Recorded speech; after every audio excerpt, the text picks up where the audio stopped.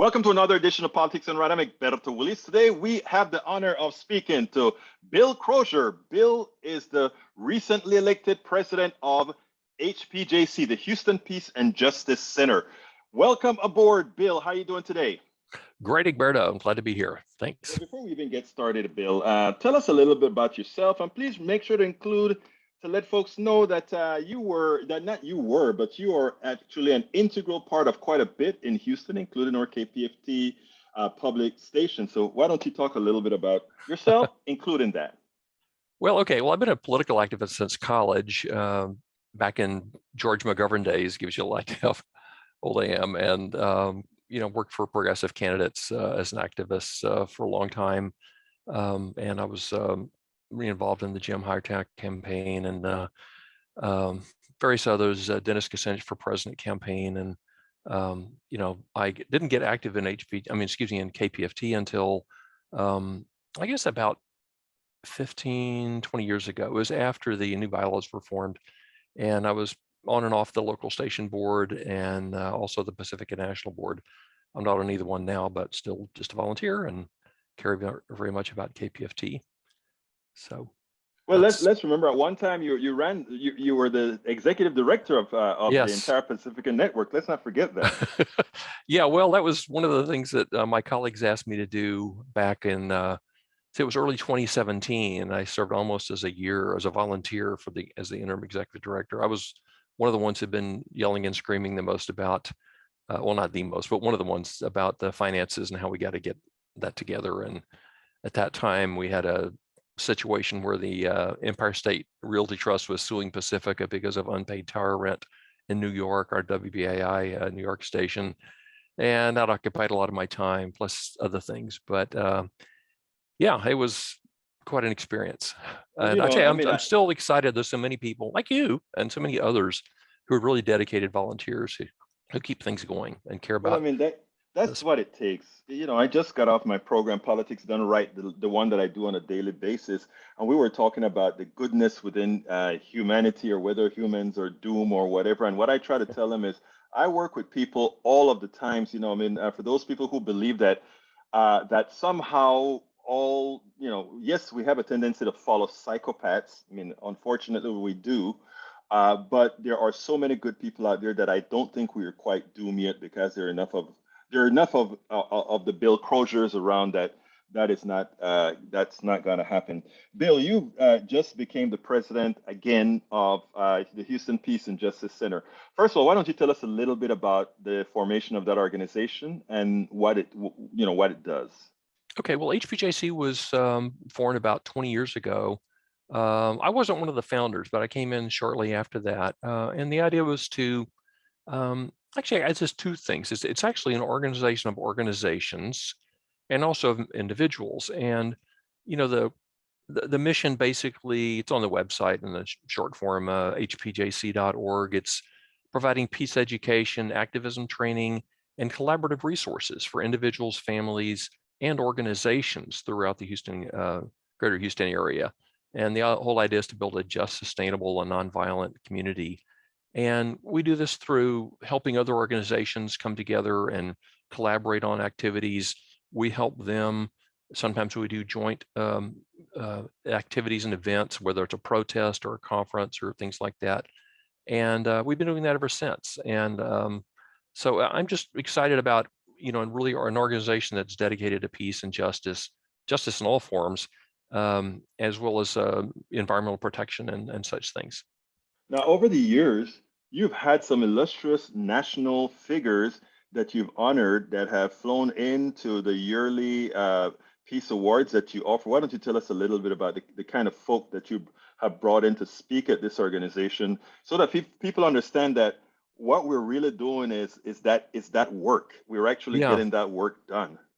Well, the very first one that HPJC had that I know of, I think it was the first one. The first time I got a little bit involved was shortly after the U.S. invasion of Iraq and occupation of Iraq in 2003. We had Barbara Lee as our National Peacemaker Awardee. And again, every fall, generally in early mid-November, we have an annual award ceremony, and we recognize one national peacemaker and several local ones. And she was, I believe, the only person in Congress who voted against the Yes. authorization to invade Iraq. We've had Kathy Kelly, Bob Jensen. Kathy Kelly's a peace activist. Bob Jensen's on the faculty at UT Austin. Roy Bourgeois, Cindy Sheehan, some organizations like the Center for Constitutional Rights. We've had Helen Thomas, Helen Caldicott, Jim Hightower, Brian Stevenson. He gave a really knockout address about 10 years ago. Dennis Kucinich, Medea Benjamin, and a number of others. So I think you also had Chris Hedges yes, 1 year as well. Chris Hedges, the well-known New York former New York columnist that didn't make it past Iraq, if I journalist. remember correctly. And the woman with the guns, I forget her name right now. Uh, Well, Moms Demand Action, Sharon Watts. right, Sean Yeah, Watts. She was, yeah. I think, a couple of years ago. I think she was the featured That was 2020. Yeah, we didn't really have an in-person dinner that year because, or any kind of in-person ceremony because of the pandemic. So we're trying to get back to normal now.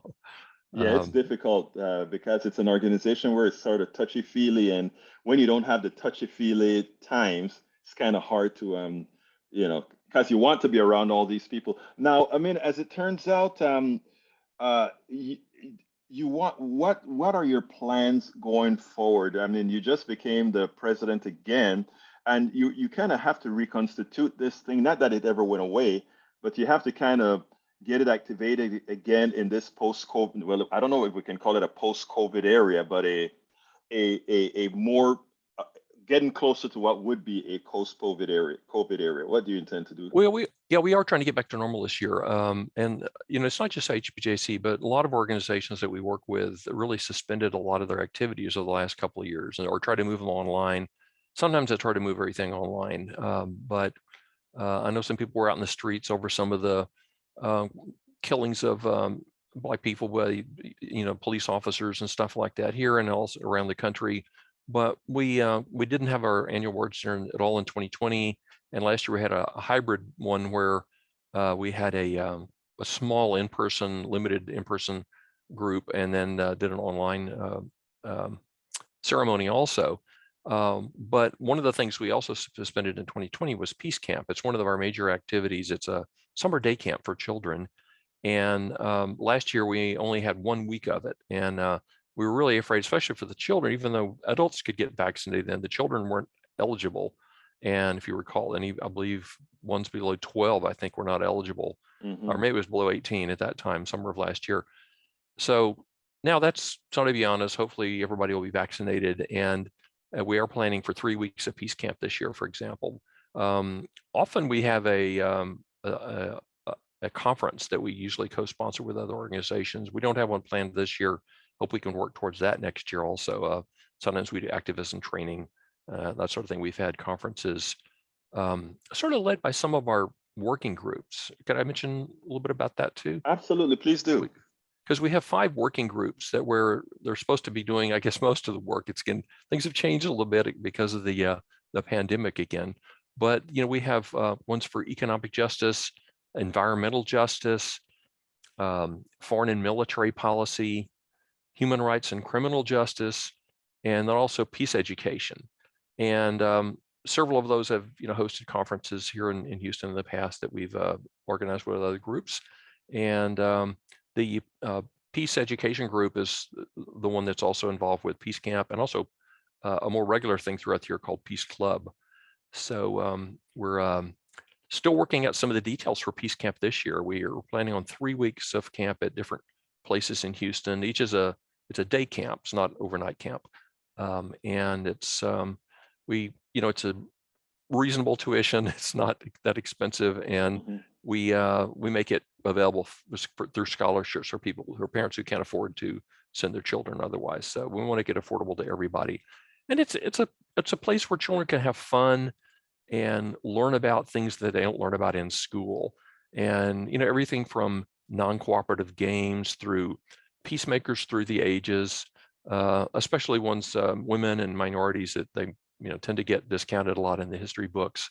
And we don't care what the State Board of Education says. We're here to help children learn about things they need to learn about. They learn And real, yeah.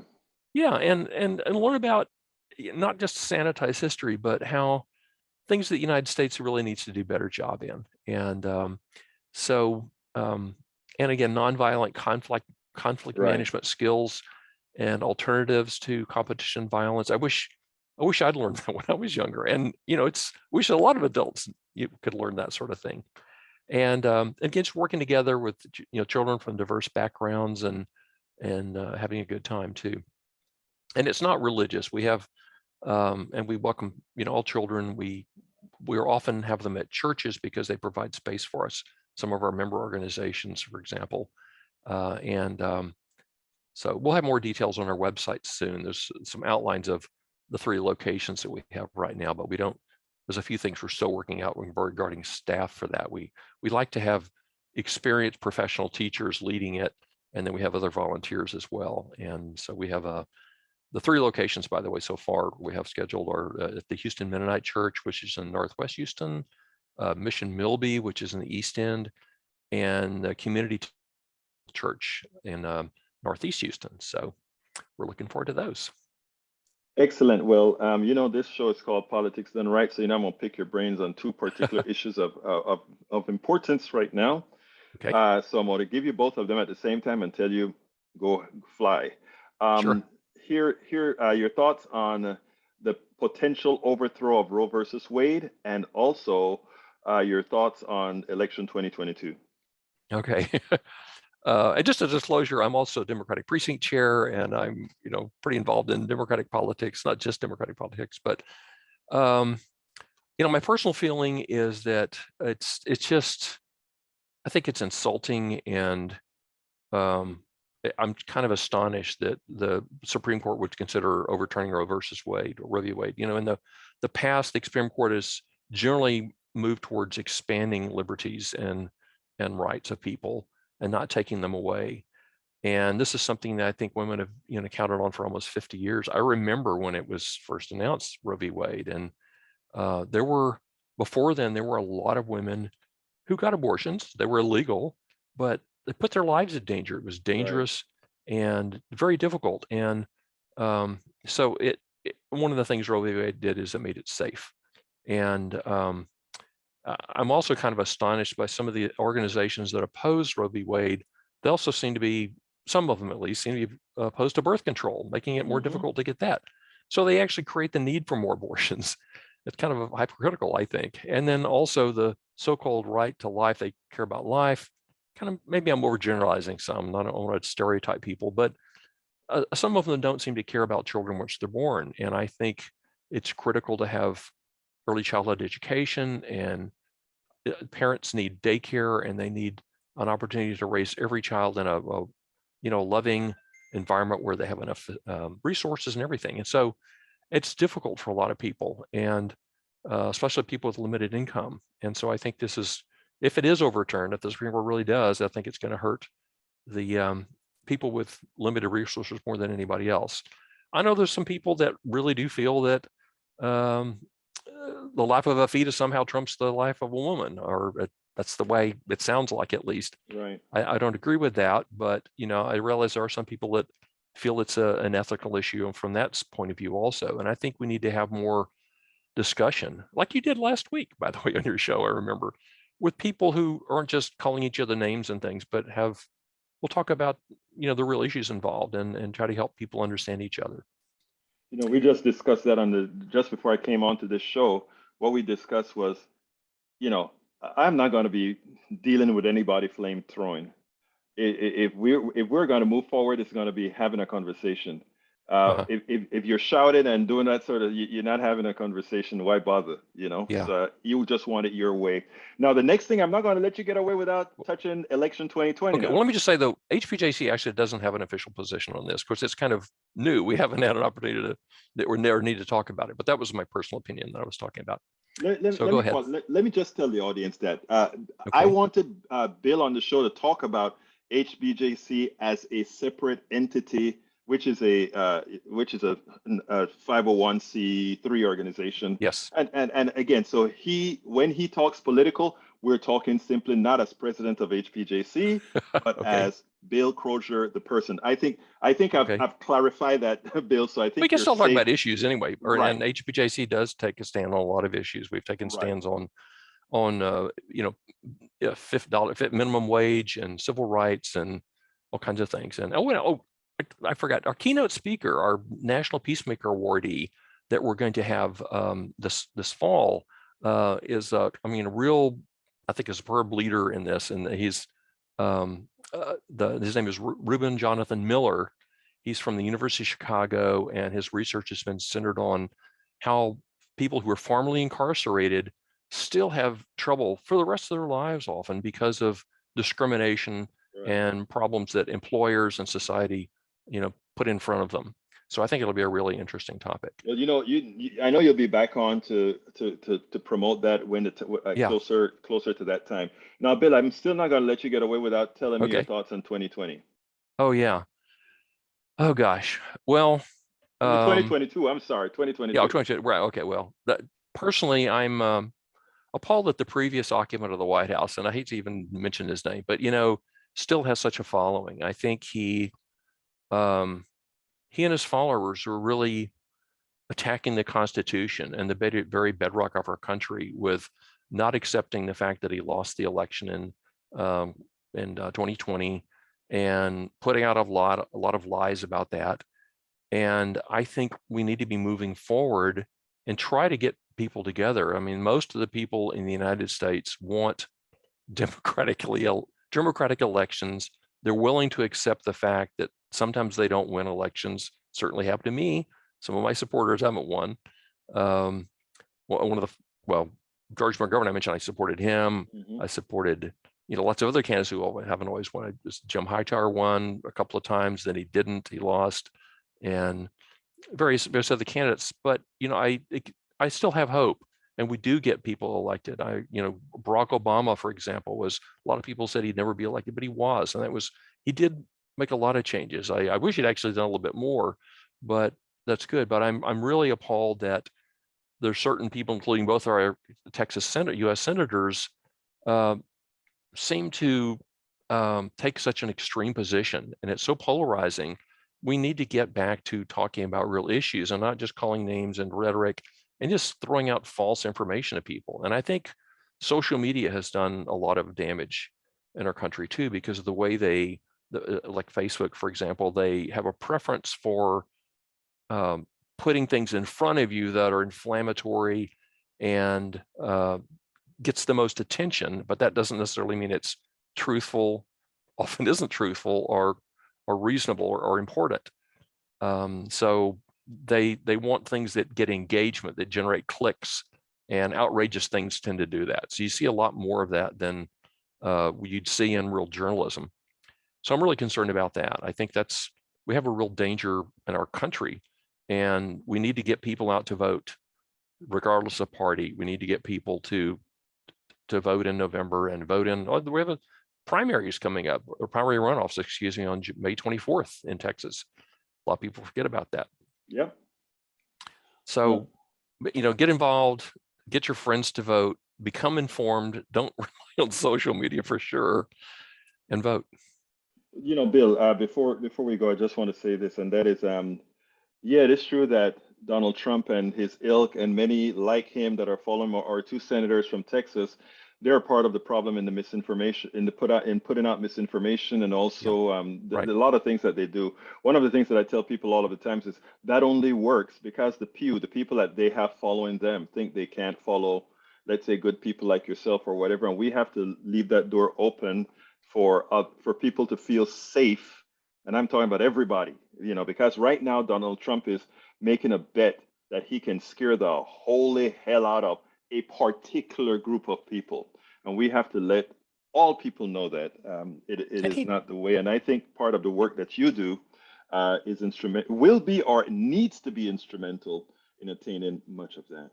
Yeah, and Trump, from his business background, he wasn't a good business person. He lost a lot of money. He lost a lot of other people's money too, Yes. and declared bankruptcy. I think twice, I believe, maybe more. 4 times. And 4 times, and and wouldn't pay off people he owed. And there's some really ethical issues with that also. I mean, sometimes people, the most common reason people declare bankruptcy in this country is for medical expenses Right. because of our screwed up medical system. You've talked about that a lot on your show too. And, we need single payer universal health care. But Trump is used to being a bully. He learned in business that he could get his way by bullying and lying, and he's still trying to do that. Well, Bill, we are going to make sure that with the work that's done, the work that you do, work that many others do in the field that you're in, going to inform the folks appropriately and make sure that doesn't become status. So anyway, thank you so kindly, President of the Houston Peace and Justice Center. Bill, how can people get in touch with your organization to become a part of it, to add their positive to what we do? Go to our website, hpjc.org, which stands for Houston Peace and Justice Center, hpjc.org. Look around there. Also, we'll remind people one feature we have is a calendar. Anyone can post for free an event on our calendar, our newsletter, our online calendar, which forms the basis of a regular newsletter of progressive events that goes out to several thousand people on our email list. Has to be a nonprofit organization and an organization that's for peace and not a violent overthrow of the government or something like that. But please post your organization's events there. It's free. And you can contact us at info@hpjc.org. Bill Crosier, president of HPJC, Houston Peace and Justice Center, hpjc.org. Thank you so kindly for having been on Politics Done Right. Thank you, Egberto. We spend a lot of time deconstructing the news, trying to parse it into a form that everybody can understand. We try to find those little nitpicks where it flies above the fray, etc. If you really like these videos that we do, I want to ask a big favor. Please go ahead, number one, subscribe to our channel, and number two, please join if you can. Thank you so kindly for watching. Keep watching. Please remember to share. We must populate the entire internet with our progressive message, a message that we know is what most Americans say that they want. So help us, please join.